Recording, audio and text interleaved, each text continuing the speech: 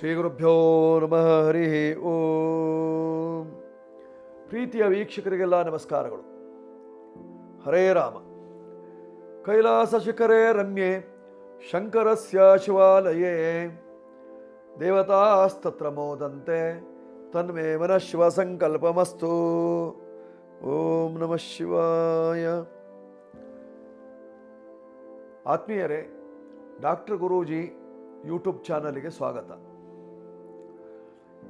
ವೀಕ್ಷಕರೇ, ರುದ್ರಾಕ್ಷಿ ಧಾರಣೆ ಇದು ಸಹಿತವಾಗಿ ಬಹಳ ಮುಖ್ಯವಾದಂತಹ ಫಲವನ್ನು ನೀಡುತ್ತದೆ. ನೋಡಿ, ರುದ್ರಾಕ್ಷಿ ಧಾರಣೆ ಯಾರಿಗೆ ಅನುಕೂಲ, ಯಾರು ಇದನ್ನು ಧಾರಣೆ ಮಾಡಿದರೆ ಪ್ರಯೋಜನ, ಎಷ್ಟನ್ನು ಧಾರಣೆ ಮಾಡಬೇಕು, ಯಾವ ರಾಶಿಯವರು ಯಾವ ಮುಖದ ರುದ್ರಾಕ್ಷಿಯನ್ನು ಹಾಕಿಕೊಳ್ಳಬೇಕು, ಅದರಿಂದ ಏನೆಲ್ಲ ಪ್ರಯೋಜನ ಇದೆ ಇತ್ಯಾದಿಗಳನ್ನು ನಾವು ತಿಳಿದುಕೊಳ್ಳಬೇಕಾಗಿರ್ತಕ್ಕಂಥದ್ದು. ನೋಡಿ, ರುದ್ರಾಕ್ಷಿ ಧಾರಣೆಗೆ ಬಹಳ ಮಹತ್ವವಾದಂತಹ ಫಲವನ್ನು ಹೇಳಿದ್ದಾರೆ.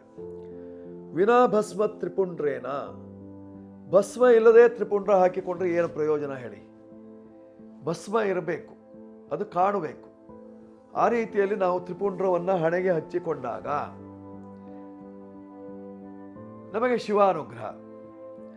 ಅದೇ ರೀತಿಯಲ್ಲಿ ವಿನಾ ರುದ್ರಾಕ್ಷ ಮಾಲೆಯ, ರುದ್ರಾಕ್ಷಿ ಇಲ್ಲದೆ ಹೋದ ಮಾಲೆಯನ್ನು ಹಾಕ್ಕೊಂಡ್ರೆ ಏನು ಪ್ರಯೋಜನ ಹೇಳಿ?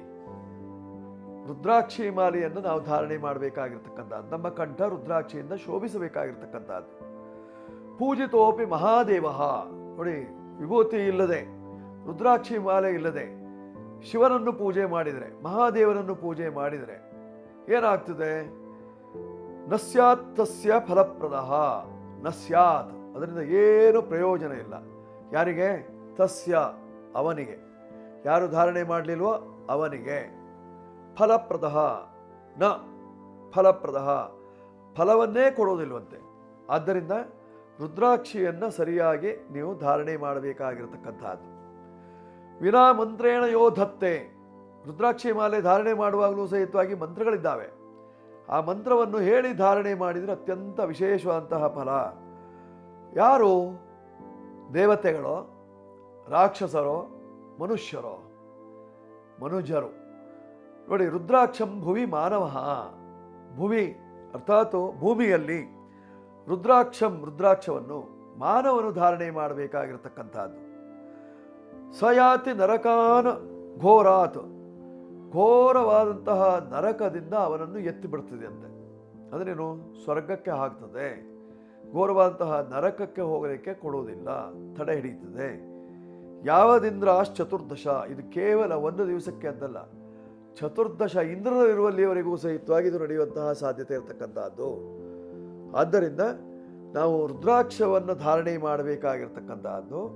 ರುದ್ರಾಕ್ಷದಿಂದ ಸಾಕಷ್ಟು ಅನುಕೂಲ, ನೆಮ್ಮದಿ. ಇದು ರುದ್ರಾಕ್ಷ ಎಲ್ಲಿಂದ ಬಂತಾಗಿದ್ರೆ? ರುದ್ರಸ್ಯ ಅಶ್ರುಹು. ನೋಡಿ, ರುದ್ರನ ಅಶ್ರುವಿನಿಂದ ಬಂದಿದ್ದಂತೆ.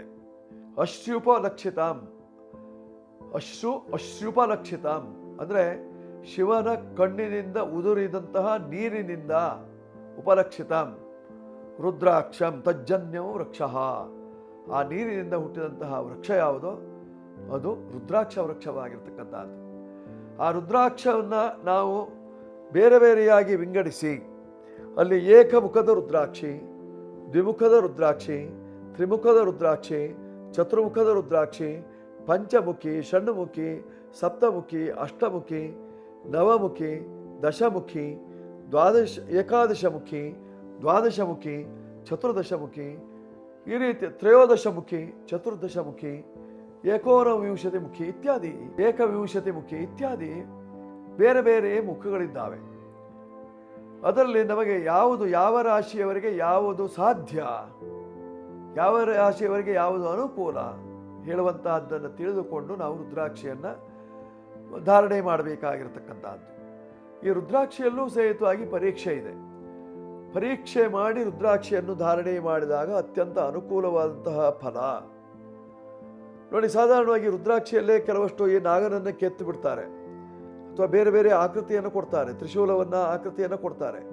ಅಂತಹ ರುದ್ರಾಕ್ಷಿಯನ್ನು ಖಂಡಿತವಾಗಿಯೂ ಧಾರಣೆ ಮಾಡಬೇಡಿ. ಅದರಿಂದ ನಿಮಗೆ ನಷ್ಟ ಫಲವೇ ಉಂಟಾಗುವಂತಹ ಸಾಧ್ಯತೆಗಳು. ಯಾವುದೇ ಆಕೃತಿ ಇಲ್ಲದೆ ಕೇವಲ ಸರಳಾಕೃತಿಯಲ್ಲಿ ಇರತಕ್ಕಂತಹ ಬಿಂದುವಿನ ಆಕೃತಿಯಲ್ಲಿರ್ತಕ್ಕಂತಹ ರುದ್ರಾಕ್ಷಿಯನ್ನು ನೀವು ಧಾರಣೆ ಮಾಡಿದರೆ ಆಗ ನಿಮಗೆ ಸಾಕಷ್ಟು ಅನುಕೂಲ, ನೆಮ್ಮದಿ. ಈ ರುದ್ರಾಕ್ಷದಲ್ಲೂ ಭದ್ರಾಕ್ಷ, ರುದ್ರಾಕ್ಷ ಈ ರೀತಿಯಲ್ಲೂ ಇರತಕ್ಕಂಥದ್ದು.